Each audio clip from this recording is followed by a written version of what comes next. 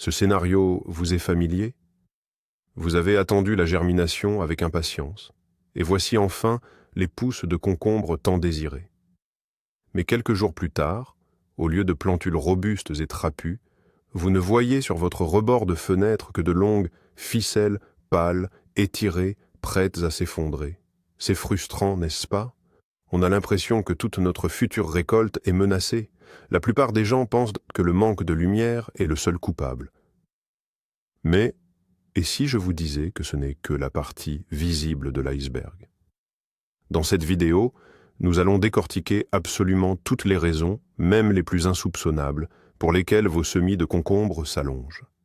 Et je vous le promets, vous découvrirez des secrets qui vous aideront à cultiver des plants si robustes et sains que tous vos voisins en seront jaloux. Avez-vous déjà essayé de récupérer des semis qui étaient déjà filants? Partagez votre expérience en commentaire. Réussi ou non, il sera intéressant de comparer vos tentatives avec ce que nous allons discuter aujourd'hui. Avant de commencer notre chasse aux erreurs, prenons une seconde pour regarder dans l'âme de cette petite pousse. Que signifie exactement le fait qu'elle s'étire ou qu'elle file? En langage scientifique, on appelle ce phénomène l'étiolement ou étiolation. C'est un véritable appel au secours du plant. Quand un jeune plant file, il dépense toute son énergie précieuse, non pas pour développer un système racinaire puissant et de vraies feuilles, mais dans une course désespérée vers le haut. La tige devient longue mais faible, les entrenœuds, l'espace entre les feuilles, augmentent, et sa couleur passe d'un vert riche à un vert pâle, presque jaunâtre. Une telle plante ressemble à un athlète qui, au lieu de développer ses muscles, aurait décidé de devenir incroyablement grand et maigre. Il n'y a aucune force en lui. Il devient vulnérable aux maladies, se casse facilement lors du repiquage, et surtout, il donnera une récolte bien inférieure à terme, car son démarrage aura été raté. Comprendre ce processus est la clé pour résoudre le problème. Nous ne cherchons pas seulement un moyen de rendre la pousse plus courte, nous cherchons un moyen de la rendre plus forte. Abordons donc la première cause, la plus évidente. Le manque de lumière. Attention, car c'est bien plus subtil qu'on ne le croit. Il ne suffit pas d'avoir de la lumière, c'est son intensité qui compte. Imaginez que pour se développer correctement, votre jeune plant ait besoin d'un festin de 10 000 lux. Or, par une journée nuageuse de mars, même la meilleure de vos fenêtres ne lui fournit que 2 à 3 000. C'est un peu comme essayer de rassasier un adulte avec une seule cuillère de soupe. La plante entre en état de famine lumineuse. Pris de panique, ces mécanismes internes activent le mode survie. Il faut que j'atteigne la source de lumière, et vite, avant de périr. La tige se met alors à pousser frénétiquement en longueur, ignorant tout le reste. C'est le phénomène de l'étiolement. Voilà pourquoi, même l'ouverture la plus lumineuse, orientée plein sud, n'est souvent qu'une illusion d'éclairage suffisant en début de printemps. La brièveté du jour et la faible hauteur du soleil ne permettent pas d'obtenir le flux de photons requis pour garantir une croissance saine et trapue. Visuellement, imaginez un jeune plant plongé dans la pénombre, qui tend désespérément ses feuilles, comme des mains affamées, vers une source lumineuse lointaine. Passons maintenant à la qualité de la lumière. Oui, parce que la lumière, ça n'était pas toujours la même chose. Pour les semis, c'est aussi crucial qu'une alimentation équilibrée pour nous. L'ampoule à incandescence classique, celle que beaucoup installent encore par habitude au-dessus de leur caisse, c'est le fast-food de la lumière. Elle fournit beaucoup de spectres jaunes et rouges, ce qui provoque la croissance de la tige en longueur, mais elle manque cruellement de spectre bleu. Or, c'est précisément le spectre bleu qui est responsable de la croissance en largeur. C'est comme s'il disait à la plante, pas de précipitation vers le haut, chop, mon ami, renforce-toi, développe tes feuilles, ancre tes racines. Sans suffisamment de lumière bleue, le jeune plant ne reçoit tout simplement pas le signal nécessaire et continue de s'étirer, même s'il y a beaucoup de luminosité autour. La solution idéale réside dans l'utilisation de lampes horticoles ou phytolampes à spectre complet. À défaut, optez au minimum pour des ampoules à lumière froide et blanche qui contiennent beaucoup plus de spectre bleu. Imaginez que vous donniez le choix à votre plante. Soit elle mange un hamburger, ce qui lui donne une croissance rapide, mais vide, soit elle prend un repas complet avec protéines et vitamines pour un développement harmonieux. Le choix est évident. Abordons un autre aspect fondamental lié à la lumière, la durée du jour. Bien que les concombres soient des plantes de jour court ou neutre, la photopériode optimale pour les jeunes plantules se situe entre 12 et 14 heures de lumière. Certains jardiniers amateurs, voulant bien faire, font l'erreur de laisser l'éclairage allumé 24 heures sur 24, et ce, sans interruption. C'est une erreur colossale. Les plantes, tout comme nous, ont absolument besoin de la nuit. C'est le moment où elles se reposent et transforment l'énergie accumulée durant la journée. C'est durant la phase obscure qu'ont lieu des processus vitaux de croissance et d'assimilation des nutriments. Lorsque la lumière s'éteint, la photosynthèse stoppe et la plante bascule sur d'autres cycles métaboliques. Si l'éclairage reste actif 24 heures sur 24, les biorhythmes de la plante sont complètement déréglés. La plantule subit un stress constant. Elle n'arrive plus à répartir correctement ses ressources, ce qui entraîne une croissance déséquilibrée et souvent un étiolement. C'est exactement comme un humain qui travaillerait sans dormir. Au début, il est peut-être hyperactif, mais très vite, il s'épuise. Le mot d'ordre est donc simple. Offrez à vos plantules au moins 8 à 10 heures de sommeil dans l'obscurité totale. Passons maintenant à la question de la température. C'est sans doute la deuxième cause d'étiolement la plus importante, juste après la lumière, et beaucoup de jardiniers la négligent. Retenez la règle d'or.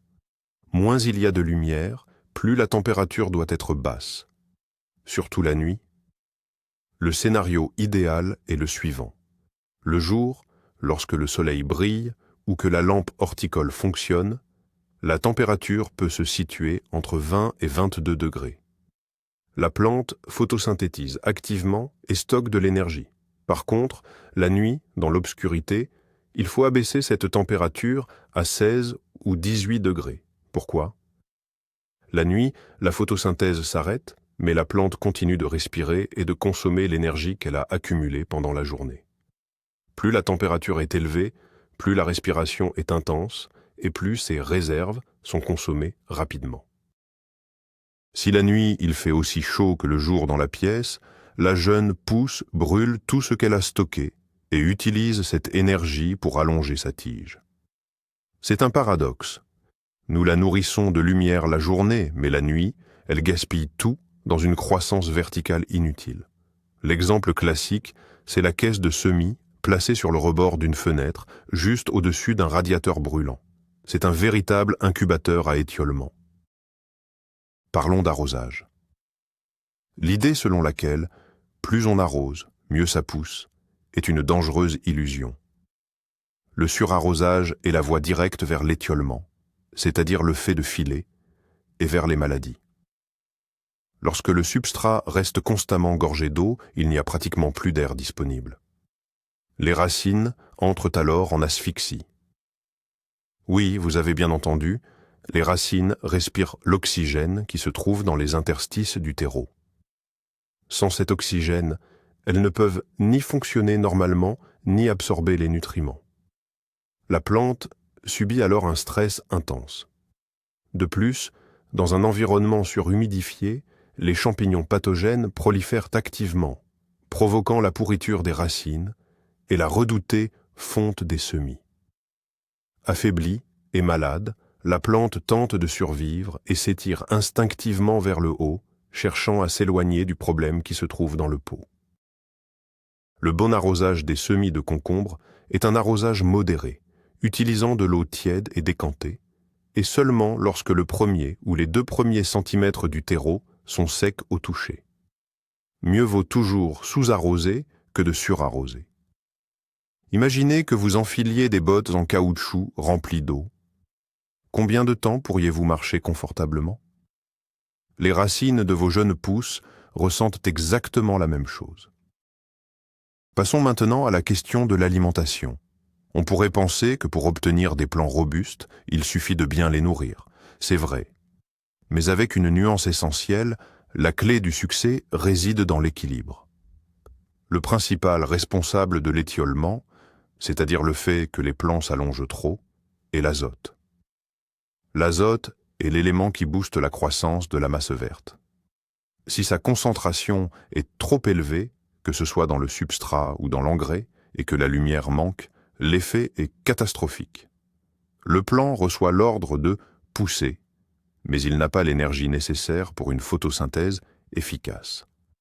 Résultat, il pousse en hauteur, au lieu de s'étoffer. La tige devient longue et aqueuse, et les feuilles, bien que grandes, restent molles et fragiles. C'est un peu comme prendre des stéroïdes sans s'entraîner. On prend du volume, mais sans force réelle.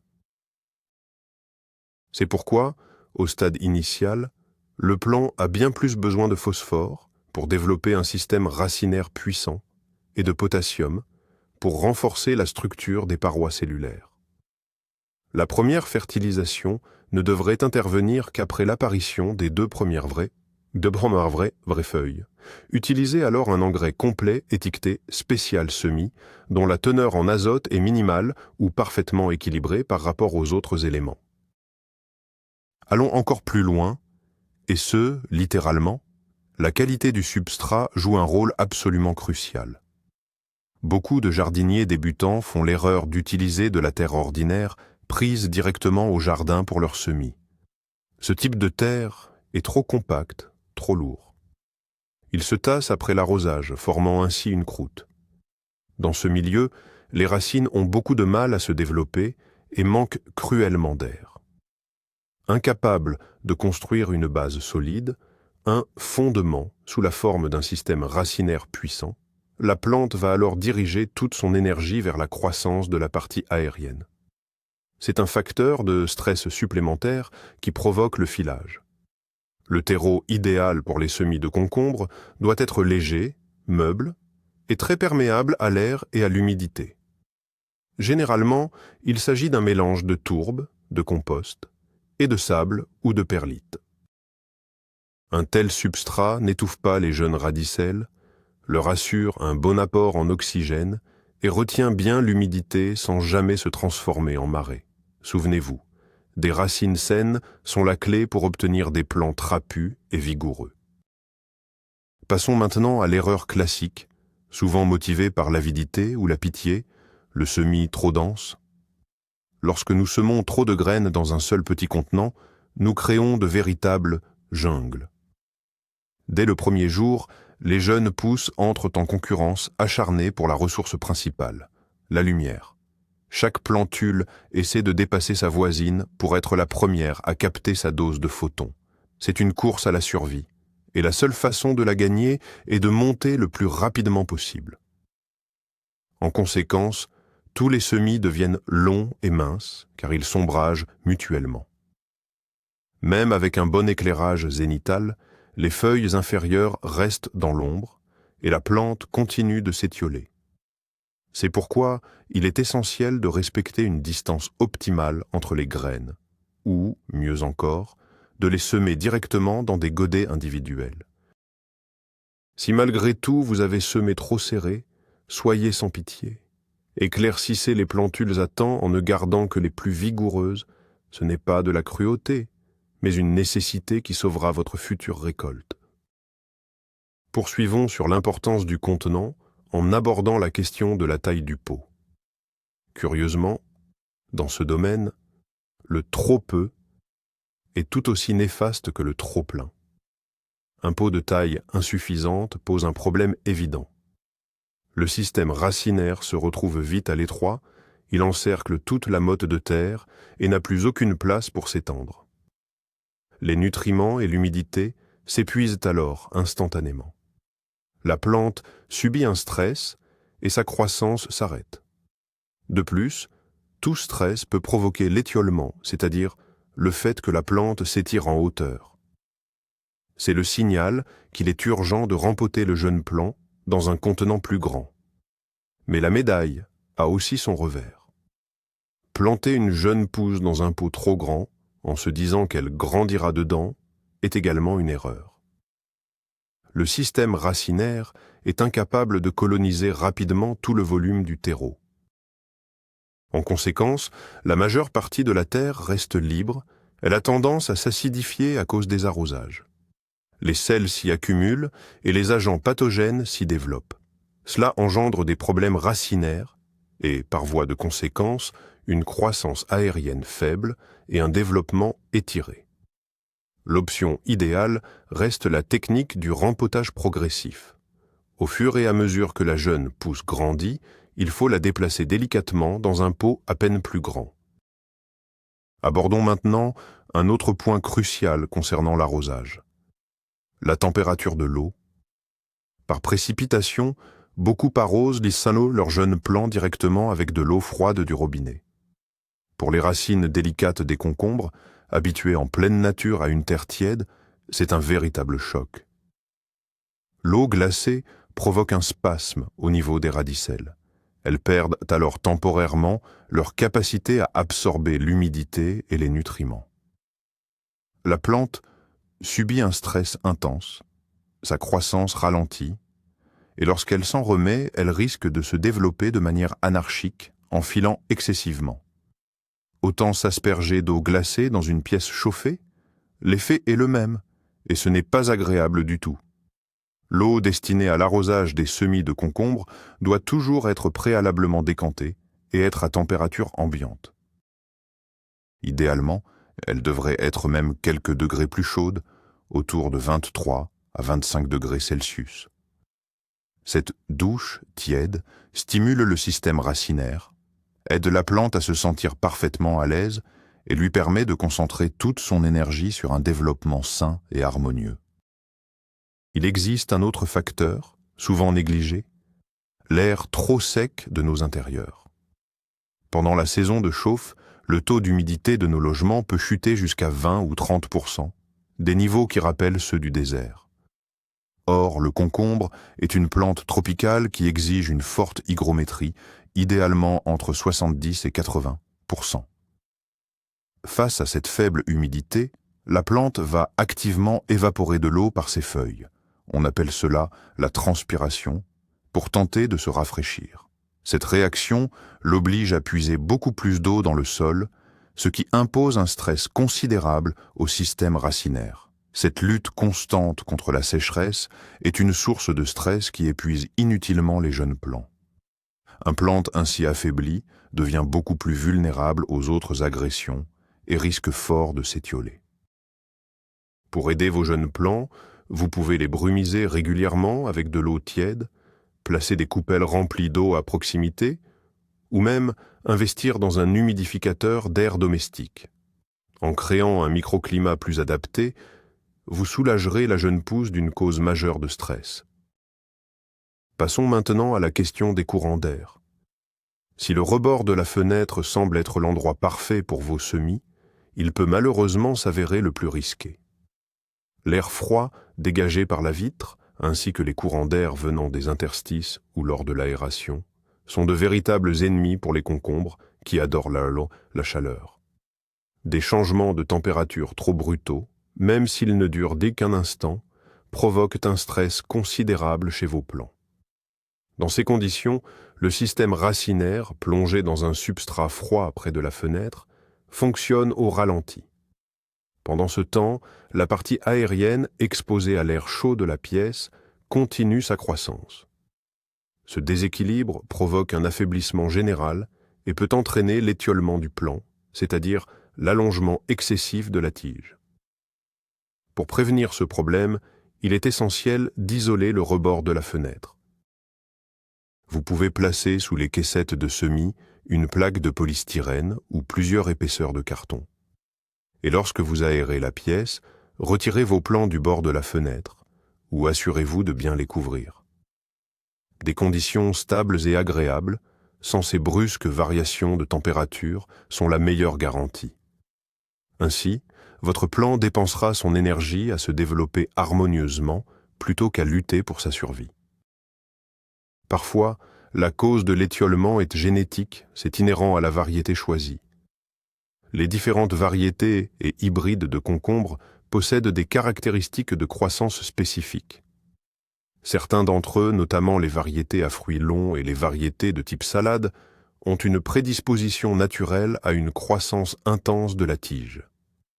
Ils sont intrinsèquement programmés pour développer rapidement de longues lianes. En revanche, il existe des variétés buissonnantes ou à courtes lianes qui sont génétiquement plus compactes et trapues. Si, malgré le respect de toutes les bonnes pratiques de culture, vous rencontrez chaque année ce problème d'étiolement, il est peut-être temps de changer de variété. Lors de l'achat de vos graines, portez attention aux descriptions. Recherchez des caractéristiques telles que entre-nœuds courts, pores compacts ou faible ramification. Cela ne signifie pas que ces plants ne nécessitent aucun soin, mais ils vous donneront une longueur d'avance et seront naturellement moins enclins à se transformer en fines ficelles. Il ne faut pas non plus oublier les ennemis cachés, les maladies. La plus grande menace pour les jeunes plants, c'est la fonte des semis, parfois appelée pied noir. C'est une maladie fongique qui s'attaque au collet, c'est-à-dire à la base de la tige, juste au niveau de la surface du sol. La petite tige, noircie, s'amincit à cet endroit et la plantule finit par tomber. Cependant, avant d'atteindre ce stade fatal, la maladie peut se développer de manière insidieuse. Les racines infectées ne peuvent plus fournir correctement l'eau et les nutriments nécessaires à la plante. Résultat, le jeune plant s'affaiblit, sa croissance ralentit et il prend une apparence chétive ou filée. La fonte des semis est généralement causée par un excès d'arrosage, l'utilisation d'un terreau contaminé, des semis trop serrés et une mauvaise ventilation. Ici, la prévention reste le meilleur traitement. Utilisez un terreau stérile, ne noyez jamais vos plants et assurez une excellente circulation de l'air. Si vous constatez les premiers signes de cette maladie, il est malheureusement déjà très difficile de sauver la plante. Abordons une pratique horticole essentielle, le repiquage. Il s'agit du transfert des jeunes plants d'un bac commun vers des pots individuels. Pour les concombres, c'est une étape particulièrement stressante. La raison est simple. Leur système racinaire est extrêmement délicat et sensible. La moindre lésion des radicelles lors du repiquage provoque un véritable choc végétal et freine considérablement leur croissance sur la durée. Après un tel traumatisme, le concombre met du temps à récupérer et risque de pousser de manière irrégulière, voire de s'étioler. C'est pourquoi la plupart des jardiniers expérimentés choisissent de semer les graines de concombre directement en godet afin d'éviter complètement cette étape de repiquage. Si vous devez impérativement repiquer, la procédure doit être effectuée avec une extrême délicatesse, idéalement au stade de la première ou de la deuxième vraie feuille. Il faut toujours s'assurer de transférer le jeune plant avec sa motte de terre intacte afin de traumatiser le moins possible le système racinaire. La meilleure méthode reste cependant le rempotage en motte, où la plante est simplement déplacée dans un contenant plus grand sans jamais briser la motte de terre existante. Saviez-vous qu'une simple stimulation mécanique peut rendre vos semis plus robustes? Les plantes qui poussent à l'extérieur subissent constamment les effets du vent. Cela les oblige à développer des tiges plus solides et plus épaisses pour y résister. Nos semis d'intérieur, eux, sont privés de ce phénomène. Ils grandissent dans des conditions sous cloche, sans mouvement, et ne ressentent pas le besoin de se renforcer. Il existe une astuce simple pour imiter le vent. Plusieurs fois par jour, caressez délicatement le sommet de vos jeunes pousses avec votre main. Ou bien, dirigez vers elles un léger flux d'air provenant d'un ventilateur pendant 2 heures par jour. Ce léger caressage est un signal pour les plantes. Il déclenche les mécanismes d'épaississement de la tige et de ralentissement de la croissance en hauteur. C'est l'un des petits secrets pour obtenir des plants plus trapus et plus résistants, prêts à affronter les futures épreuves en pleine terre. Les jardiniers sont souvent trop pressés de semer. En février, la neige est encore là, mais l'envie de jardiner nous démange déjà. Semer les concombres en avance est le meilleur moyen d'obtenir des plants filés et tout étirés. L'âge optimal pour la mise en pleine terre se situe entre 25 et 30 jours. Si vous les semez dès février, ils auront bien plus de 2 mois lorsque vous pourrez les planter en mai. Pendant tout ce temps, ils vont souffrir dans leur petit godet sur le rebord de la fenêtre, sans assez de lumière naturelle. Les jeunes plants deviendront trop grands, s'épuiseront, s'étireront et mettront beaucoup de temps à se remettre après la transplantation. Il est donc essentiel de bien calculer la date de vos semis. Calculez environ 3 à 4 semaines avant la date prévue pour la mise en pleine terre dans votre région. Ce sera la période idéale pour commencer. Mieux vaut planter de jeunes plants bien trapus et robustes que des plants trop vieux et épuisés. Un autre point crucial concerne l'apparition des premières plantules. Dès que les premières boucles sortent de terre, beaucoup de jardiniers laissent tondre le contenant dans les mêmes conditions chaudes que celles utilisées pour la germination. C'est une erreur. Dès la levée, la plantule a besoin d'un maximum de lumière et surtout d'une température beaucoup plus fraîche.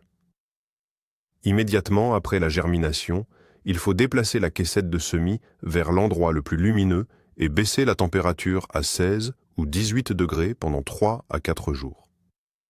Cette technique permet d'éviter que l'hypocotyle, c'est-à-dire la partie de la tige située sous les cotylédons, ne s'étiole. En effet, si l'environnement est trop chaud et la lumière insuffisante, cette partie de la tige pousse très rapidement. Le résultat ? Nous obtenons un plant long et mince avec les premières feuilles tout en haut. Ce petit choc thermique au départ pose les bases d'une croissance future robuste et trapue.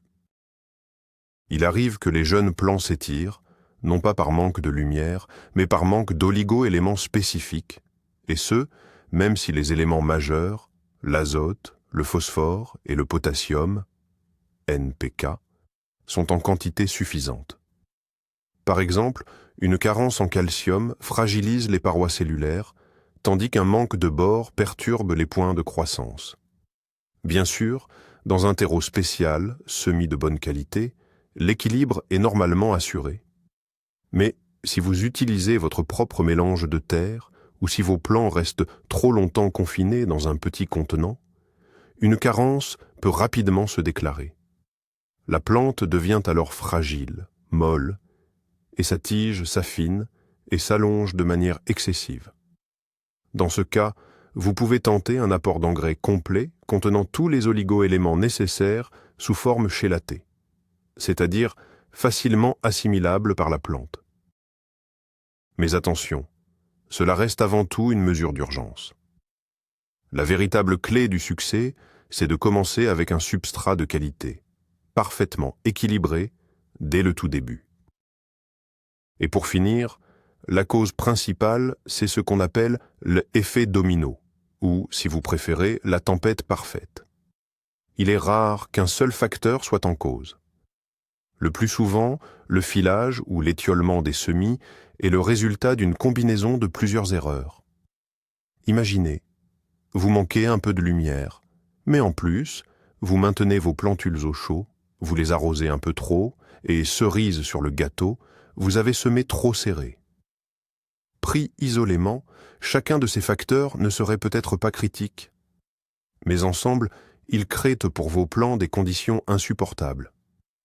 La seule réaction possible pour eux, c'est de monter désespérément vers le haut. C'est pourquoi l'approche pour obtenir des plants sains doit être globale. On ne peut pas corriger la situation en ajoutant simplement une lampe tout en laissant les bacs au-dessus d'un radiateur brûlant. Il faut analyser et équilibrer l'ensemble des conditions, la lumière, la température, l'humidité, la nutrition et l'espace. Ce n'est qu'ainsi que vous pourrez vaincre ce problème une fois pour toutes. Alors, récapitulons. Comme vous le voyez, Le problème des plants de concombre qui filent est beaucoup plus complexe qu'un simple manque de lumière. C'est un véritable ensemble de facteurs. Une température inappropriée, surtout la nuit, un arrosage excessif, un déséquilibre nutritionnel, souvent un excès d'azote, un semis trop serré et même un substrat inadapté. La principale leçon à retenir est celle-ci. Des semis en bonne santé sont le résultat d'un équilibre parfait. L'équilibre entre la lumière et la chaleur, entre l'humidité et l'aération du sol, et entre l'apport nutritionnel et les besoins réels de la plante. Gardez bien cela en tête. Il vaut toujours mieux en donner un peu moins à vos plants que d'en donner un peu trop. Moins de chaleur la nuit, moins d'eau, moins d'engrais azotés. Maintenant, armé de toutes ces connaissances, vous pourrez éviter les erreurs frustrantes et cultiver de véritables plants de concombre robustes, sains et bien étoffés qui, c'est certain, vous récompenseront par une récolte généreuse. Merci beaucoup d'avoir regardé cette vidéo jusqu'au bout. Si elle vous a été utile, n'hésitez pas à laisser un pouce bleu et à vous abonner à la chaîne pour ne rater aucun de nos prochains conseils. Et maintenant, une question pour vous. Laquelle de ces erreurs était pour vous la plus grande révélation? Dites-le moi dans les commentaires, je suis très curieux d'avoir votre avis.